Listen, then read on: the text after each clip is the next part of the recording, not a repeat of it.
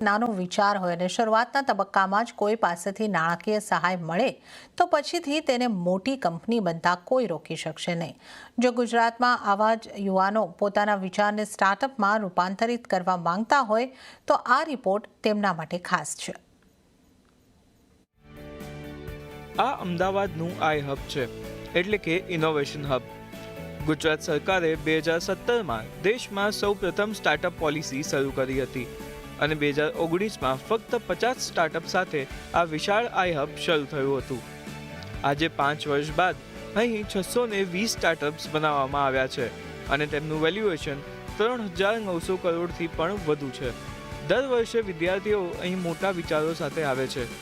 જો વિચાર પસંદ આવે તો ગુજરાત સરકાર તરત જ 2.5 લાખ રૂપિયાનું પ્રારંભિક ફંડ આપે છે અને ત્યારબાદ પણ તેઓ આ મદદ યથાવત રાખે છે। અહીં સ્ટાર્ટઅપ માટે ઓફિસ, ફંડ, પ્રયોગશાળા જેવી દરેક જરૂરિયાતો પૂર્ણ થાય છે। અહીં શૂન્યથી શરૂ કરીને આજે ઘણા બાળકોએ કરોડોની કંપનીઓ બનાવી છે। ડ્યુરોગ્રીન એક વેસ્ટ મેનેજમેન્ટ કંપની છે। અમે વેસ્ટ મેનેજમેન્ટ સર્વિસીસ પ્રોવાઈડ કરીએ છીએ, જેમાં અમે ફૂડ વેસ્ટને ખાતરમાં કન્વર્ટ કરીએ છીએ અને અમારી શરૂઆત થઈ હતી 2019થી અને ત્યારે 1 લાખ કરતાંય ઓછું અમારું રેવન્યુ હતું। 1 કે 2 પ્રોજેક્ટ હતા ત્યારે। આજે 2025માં અમારું રેવન્યુ 3 કરોડ થઈ ગયું છે અને અમારી પાસે મોર દેન 150 ક્લાયન્ટ્સ છે આજે અને અમે આગળના 3 વર્ષની અંદર અમારો ટાર્ગેટ છે કે અમે 100 કરોડની રેવન્યુ બનાવીએ અને બહુ જ બધા સિટીઝમાં એક્સપેન્ડ કરીએ છીએ અમે લોકો અત્યારે। અને વેસ્ટ મેનેજમેન્ટ એક બહુ જ ઇમ્પોર્ટન્ટ વસ્તુ છે, બહુ જ જરૂરી છે અને એને અમે ફૂડ વેસ્ટને એડ્રેસ કરવાનો ટ્રાય કરીએ છીએ। ગુજરાત સરકારે અત્યાર સુધીમાં આઈ હબને 500 કરોડ રૂપિયાનું ફંડ આપ્યું છે અને હવે બીજા 500 કરોડ પણ ફાળવવામાં આવ્યા છે।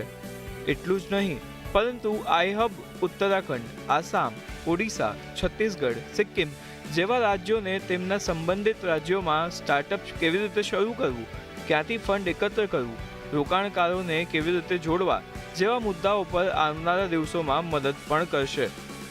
એટલે હું જેમ કે વાત કરું કે ગુજરાત એ પહેલું એવું સ્ટેટ છે કે જેણે student startup innovation policy introduce કરી 2017માં અને આઈ હબની જે સ્થાપના છે એ અંડર SSIP પોલિસીની અંદર 2019માં થઈ અને આઈ હબ એ કોમન રિસોર્સ સેન્ટર તરીકે કામ કરે છે અને SSIP પોલિસીને આખા સ્ટેટમાં ઇમ્પ્લિમેન્ટ કરવા માટેનું મેઇન એમનું આઈ હબનું કામ છે।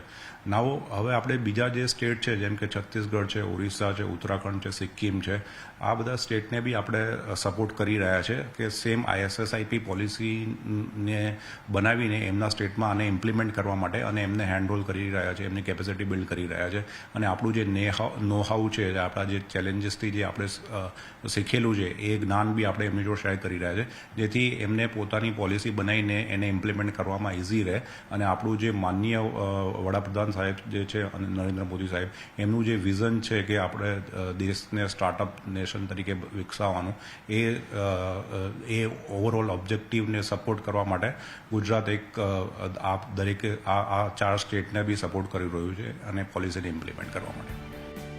હાલમાં અમેરિકામાં 750 યુનિકોર્ન, ચીનમાં 380 યુનિકોર્ન અને ભારતમાં 100 યુનિકોર્ન કંપની છે જે પહેલા સ્ટાર્ટઅપ હતી। ભારતે હજુ પણ આ ક્ષેત્રમાં ઘણું બધું કરવાનું બાકી છે। એકલા જ ઇનોવેશન હબના પ્રયાસથી કામ નહીં ચાલે, પરંતુ દરેક રાજ્ય સ્ટાર્ટઅપને આ જ રીતે જો પ્રોત્સાહિત કરશે તો આવનારા દિવસોમાં અનેક યુનિકોર્ન બનીને બહાર આવી શકે તેમ છે। કેતન જોશી, અમદાવાદ।